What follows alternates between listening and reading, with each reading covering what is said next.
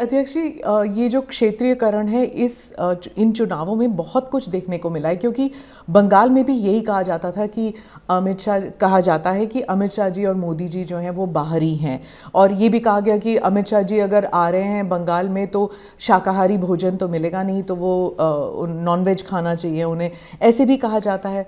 देखिए, भारतीय जनता पार्टी शुरू से एक पॉलिसी पर काम की कि हम राष्ट्र प्रथम की बात करते हैं, लेकिन ये जो क्षेत्रीयवाद करने का पर्पस ही यही होता है कि भाजपा की राष्ट्रवाद को कमज़ोर करने का।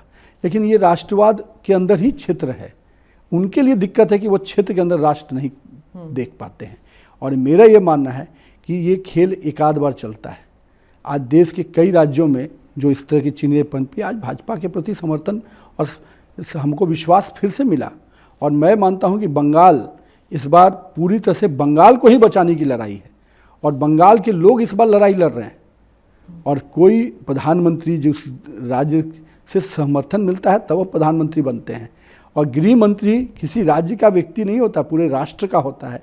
ये समझदारी अगर हमारे क्षेत्रीय दलों को नहीं आती, और ममता तो शुरू से यही बंगाल के सेंटिमेंट को खेल कर राजनीति करना चाहिए। आज जिस मुद्दे से उनको सत्ता मिली, न वहाँ रोजगार है, भ्रष्टाचार चरम पर है, अराजकता का बोलबाला है, लोकल गुंडागर्दी जो अपने आप में किसी भी राज्य में उतने तूती नहीं बोलता हो जितना टीएमसी के गुंडे अड्डा की राजनीति कर रहे हैं।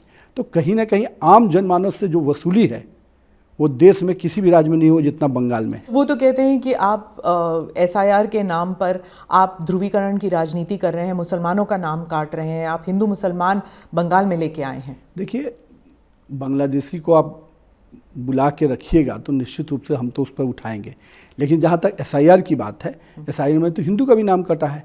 लेकिन जो बांग्लादेशी, जो मुसलमान बांग्लादेश से आकर यहाँ पर अपना नागरिकता लेने का प्रयास करेगा या उस प्रकार से खेल खेलेगा तो निश्चित रूप से उस पर कार्रवाई हो रही है। आने वाले समय में और कड़ी कार्रवाई होगी। हम तो स्पष्ट कहते हैं, ममता दीदी आप निश्चिंत रहिए, बंगाल की जनता की चिंता अब हम करने वाले हैं। आपने तो केवल बांग्लादेशियों की चिंता की। तो एसआईआर की जो प्रक्रिया है, चाहे आपकी सरकार बने या ना बने, वो प्रक्रिया चलती रहेगी।